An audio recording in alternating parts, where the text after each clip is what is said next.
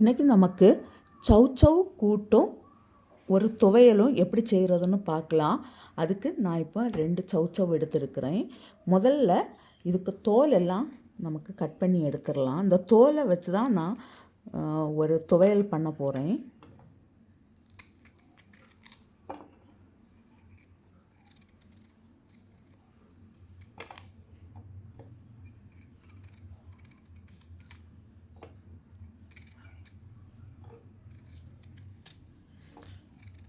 First இந்த தோலெல்லாம் எடுத்துட்டு சின்ன சின்ன பீஸாக கட் பண்ணி எடுக்கலாம்.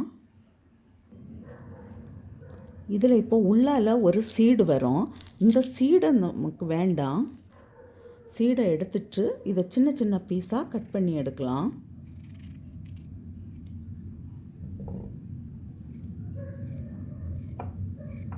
இதே போல் எல்லாம் கட் பண்ணிட்டு பார்க்கலாம். சௌசௌ கட் பண்ணியாச்சு. இப்போது நான் ஒரு குக்கர் எடுத்து 1/4 கப்பு துவரம்பருப்பு, 1/4 கப்பு சிறுபயறு பருப்பு, இதை இப்போ நல்லா க்ளீன் பண்ணிட்டு வரேன். இதில் இப்போ நம்ம கட் பண்ணி வச்சுருக்கிற சௌசௌவை போடுறேன்.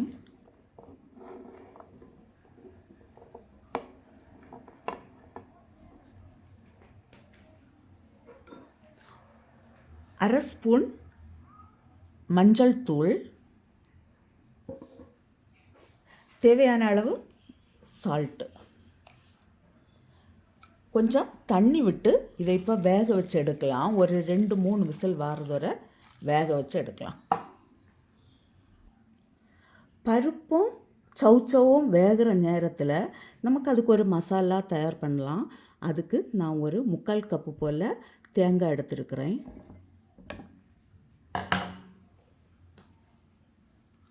2 பச்சை மிளகாய், 3 பல் பூண்டு, அரை ஸ்பூன் ஜீரகம், கொஞ்சமாக கருவேப்பிலை போட்டு இதை இப்போ கொஞ்சம் தண்ணி விட்டு கொஞ்சம் குறைப்பாக அரைச்சி எடுத்துகிட்டு வரலாம். இதை அரைச்செடுத்தாச்சு. இப்போ நமக்கு சட்னி செய்கிறதுக்கு தேவையான பொருட்கள் என்னன்னு பார்க்கலாம். இது 3 ஸ்பூன் உளுந்து எடுத்துருக்கிறேன், 3 காஞ்ச மிளகாய், இது காரம் இருக்காது, பேடகி சில்லின்னு சொல்லுவாங்கள்ல அது, கொஞ்சம் புளி, 3 பல் பூண்டு, 1 ஸ்பூன் ஜீரகம், கொஞ்சம் கருவேப்பிலை.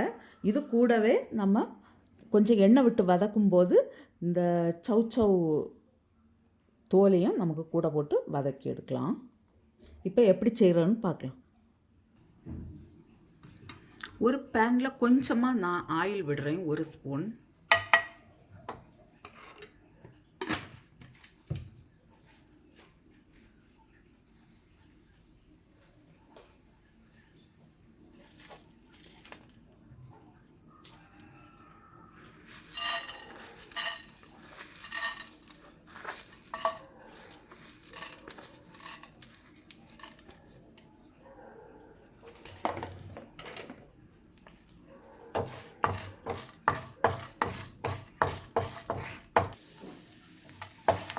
இப்போ காஞ்ச மிளகாயும்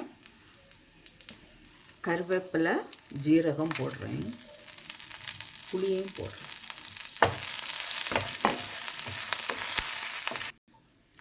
உளுந்துடைய கலர் கொஞ்சம் மாறின உடனே நமக்கு இந்த சௌசௌவுடைய தோல் போடுறேன்.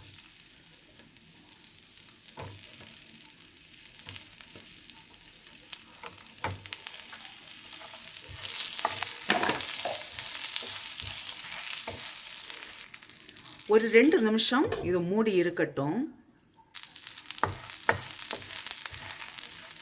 இப்போ தோலெல்லாம் நல்லா வெந்தாச்சு. நான் இப்போ இதை ஆறட்டும். ஆறின பிறகு நமக்கு மிக்சியில் அரைச்சி எடுக்கலாம். நம்ம வேக வச்ச பருப்பும் வெந்துருச்சு.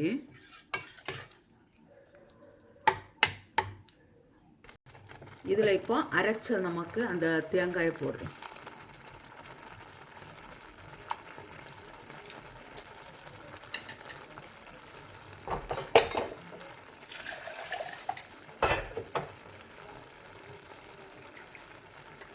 தேவையான அளவு தண்ணி.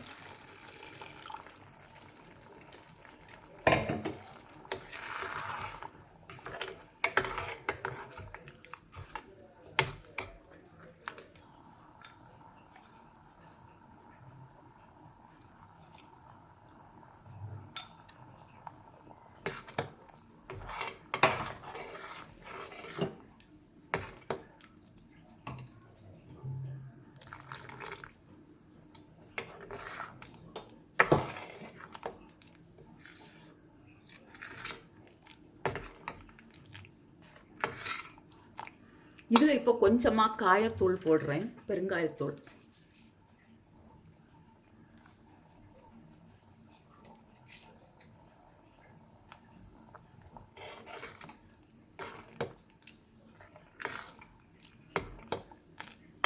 கொஞ்சம் கூட தண்ணியும் ஆட் பண்ணுறேன்.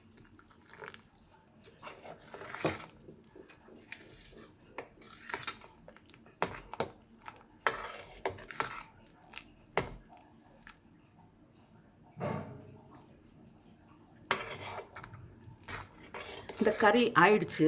இப்போ இதுக்கு ஒரு தாளிப்பு கொடுக்கலாம்.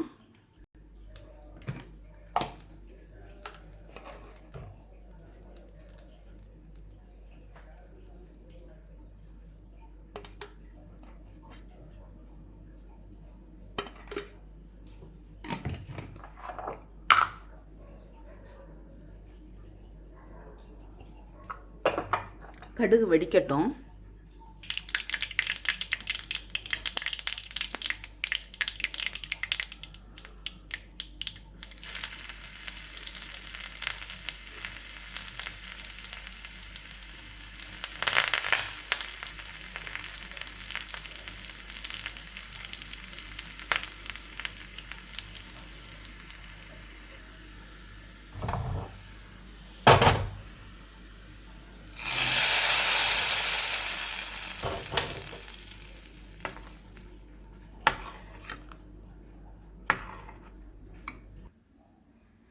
கறி ரெடியாக இருக்குது.